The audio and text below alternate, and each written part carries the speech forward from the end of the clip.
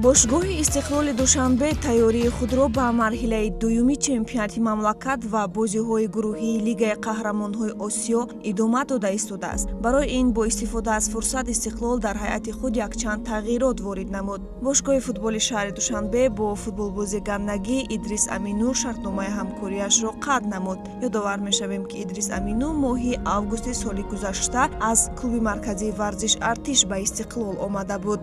пас аз танаффуси нимсола капитани тими миллии Тоҷикистон Ахтам Назаров ба истиқлоли Душанбе баргашт. охирин бошгоҳи футболбоз тими Андиҷони Узбекистон буд.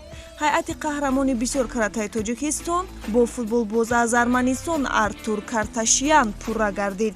футболбоз ки қаблан дар дастаҳои Пюник, Ван, Севан ва Олимпиакоси Кипр бозӣ мекард, ба ҳайатҳои наврасону ҷавонони Арманистон ҷалб шуда дар бозиҳои интихобии чемпионати Аврупо иштирок кардааст. дар пироҳани тими миллии Арманистон Артур бори аввал дар бозии Лигаи миллатҳои УЕФА дар мавсими 2018-2019 бо мунтахаби Гибралтар ба майдон баромадааст.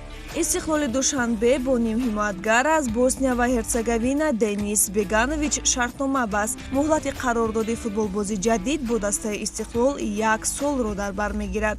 ба ҳайси футболбози касбӣ дар тимҳои Железничар, Слобода Тузла ва Комподгорица ҳунарнамоӣ кардааст.